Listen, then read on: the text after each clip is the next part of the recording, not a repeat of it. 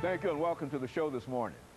The topic this morning is a profile on Reverend James Thomas, the pastor of the Jefferson Street Baptist Church in Nashville, Tennessee. And of course, Reverend Thomas, let me welcome you to the show this morning. Oh, thank you. And to tell you how delighted we are to have you. I think some of our audience might remember Reverend Thomas, I guess back in 1985, 86. We had an opportunity to talk to you on one of these shows, and you gave us a lot of information. And that's what we want to do today. We call this a profile because we think that you've been here, you've served some 39 years. Yes. And it's just about time for somebody to inquire of you as to how all of this started and what eventually led you to where you are today. And let's talk about your background, your education, some of your experiences that eventually got you involved in some of the things that you're involved in. Well, I was born in Orange, Texas, 1940, and later moved to Beaumont, Texas.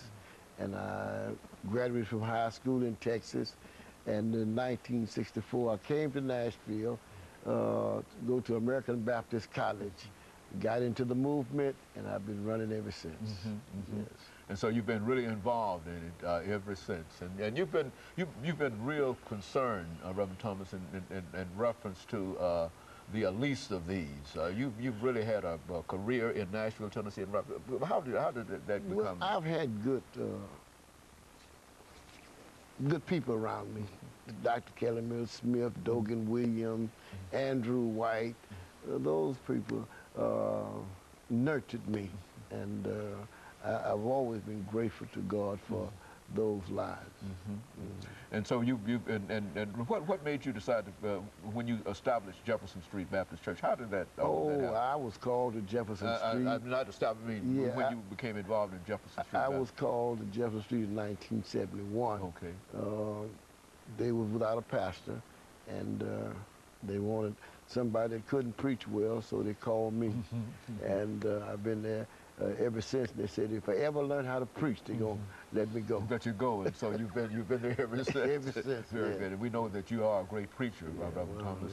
We hear you almost every Sunday on the radio and all around town, and people talk about some of your sermons. And so so sometimes you try to diminish your own significance in terms of what has happened, but you've been involved in a lot of things, and I can personally witness to that because I've been there. You know, I've watched it too. You see, and I don't think your hair is any more gray than my hair. You see, right. so yes, and we understand that. But you know, Reverend Thomas, you've mentioned some of the individuals, and I think we've seen over the last many years individuals like Reverend Kelly Miller Smith and Dogan Williams, who passed quite recently, and Andrew White. Why don't you make some statements in reference to how you saw and how you met Reverend Kelly Miller Smith? Well, Kelly Miller Smith, I looked at Dr. Kelly Miller Smith as one of the prince of preachers in Tennessee at that time. I don't think we had a better preacher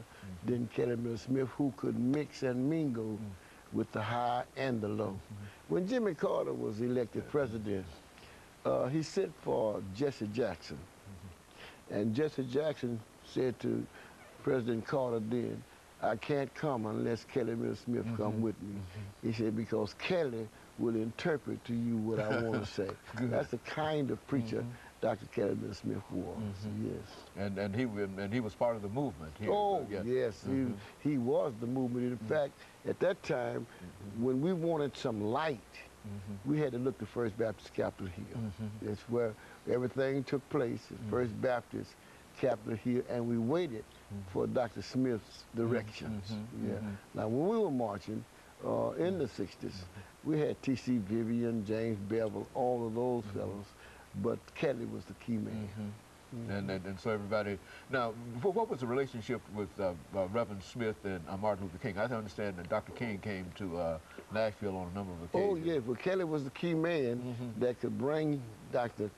King in. I remember Dr. King coming over to Tennessee State, and during that time, we would go to beer giants, we'd go to grocery stores, cafes, and raise money, and put that money in a bottle. And then when Dr. King got here, we brought all that money to Dr. King, to the school, to the SU. And I was a cocky freshman then. And Dr. King was standing up there. I just walked up there and grabbed his hand, started shaking his hand.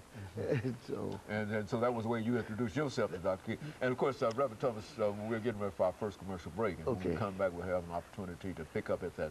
But that's essentially what we want to hear. Some of the information about some of these individuals we know to be significant. And you are the individual that has some of the information. And so that's why we want to do what we call this profile. And of course, we'll be back with our audience following this very, very short commercial break.